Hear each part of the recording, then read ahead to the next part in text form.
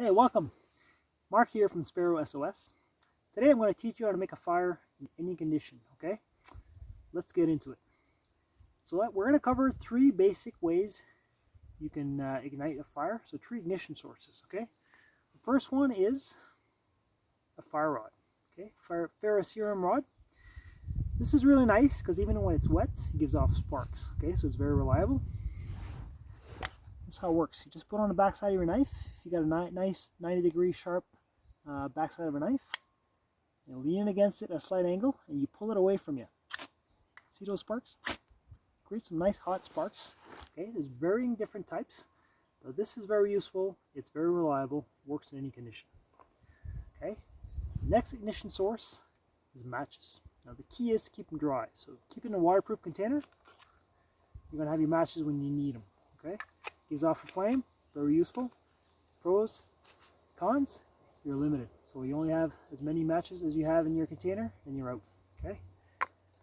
Next ignition sources is a lighter. Okay, standard Bic lighter. It's easy to carry with you. Flick. You got a flame. Okay. So these are the pros, they're easy. The cons, you got limited fuel in there. Eventually it's gonna run out. You know it runs out, you still have your sparker there, so never throw away a lighter because you can use your sparks to start a fire. It is also mechanical, so something could go wrong with it, so keep that in mind, okay? I recommend always carrying at least 2 of the 3 ignition sources on you whenever you go out in the wilderness. Personally, I always have fire steel. I like that a lot, and matches. Lighter is handy, but it's my last go-to, okay? Because it is not as reliable.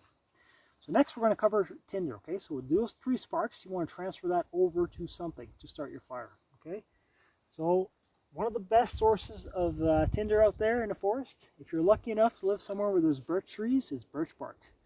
This is golden, okay? If you're out in the woods, whenever I walk by a birch tree, I always grab some if I don't have some on me already. You don't have to cut the tree, just take what the tree's giving you, just peel off a little strip, okay? Very good tinder. That'll take a spark, that'll take a flame, and it burns really hot. Even if it's wet, it still works, okay? It's very good. Another tinder source is sap, okay? Pine sap. This you're going to need a flame for it, but if you get a flame going on this, it's going to burn. It's going to melt and burn, almost like a candle, okay? It'll burn for a long time. So sap is really good to starting a fire. Next is wood shavings, dry wood shavings, okay? So you're out in the forest, even though it's been raining for days, you want dry tinder. Just find a tree, nice dead tree that's standing up straight, not sideways, but straight so that water just runs straight down it. The inside's going to be dry, okay? You can take it down, cut it open, take your knife, shave off some shavings on the inside, and this is really nice dry tinder, okay? You can start a fire with this. Another way you can start a fire, if the environment's not wet, is dry grass. Okay, go on a sunny slope, get some dry grass. This will take a spark and it'll take a flame. Really good. Another method of tinder is Vaseline coated cotton swabs. Now when I was in Canadian Rangers in the Yukon, a lot of guys that I was on patrol with were trappers for many years. They love this stuff. They always carry that with them. It's very effective. It'll take a spark, it'll take a flame, it'll burn for a long time, it'll get your fire going as well. Personally, I don't use it anymore as much because I like to use the natural material from the environment.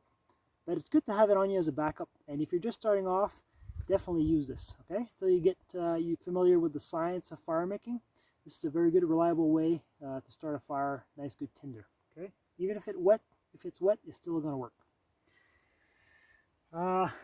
So after that, we're going to move on to some kindling, so some fuel for your fire. You want to transfer that tinder flame, once you got your spark or your flame, over to that tinder, you got it going. You want to transfer that over to some good fuel. A really good method is to make a feather stick. Okay, now you're going to need a knife for this. The same thing. Find a tree, it's nice and straight, so the water runs straight down, doesn't absorb, doesn't become all punky inside. Cut open that tree, cut a nice section of that tree down. Make sure there's no roots, no knots, no branches, and you can make your own feather stick, okay? I'll show you how to make that in another video.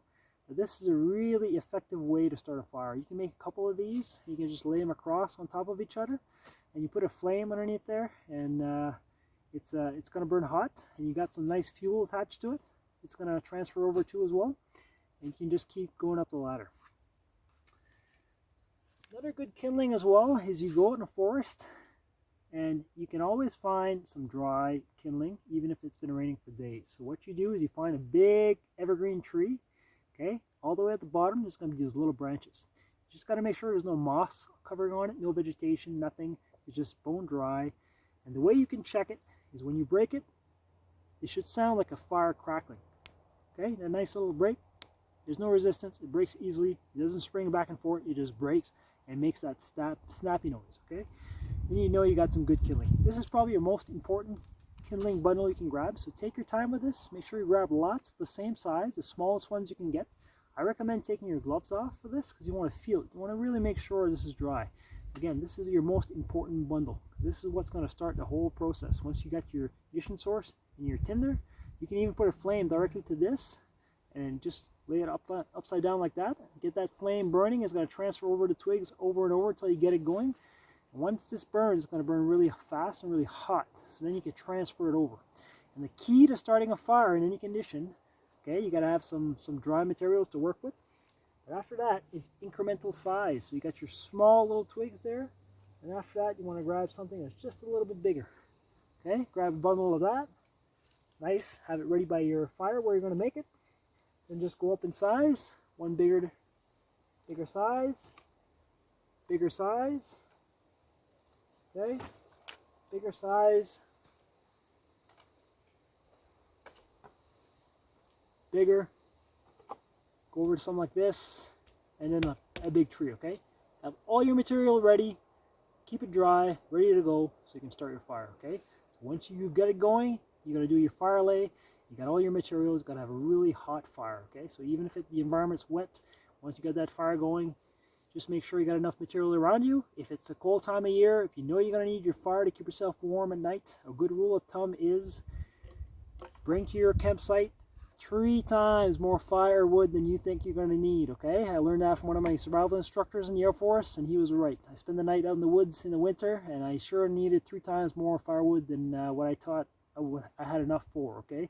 It's deceiving how fast your fire burns, so you go ahead and light it, and make sure you got lots of fuel around your campsite. A good little rule of thumb as well, if you're in a survival situation, is when it's daylight, go a little bit farther from your campsite to grab your dry firewood. Even though there's some close, sure, you're going to pick your campsite somewhere where there's dry firewood, but try to go a little bit farther out. So when it's dark, if you don't have a headlamp, you don't need to go out farther. The stuff that's close by your campsite, leave it for nighttime in case you need it, or early in the morning. So there it is. I'm going to show you as well how to light it. We're going to put everything together. I'm going to show you different ignition sources, and I'll show you what it looks like. Okay, so thanks for watching. This is Mark. See you later.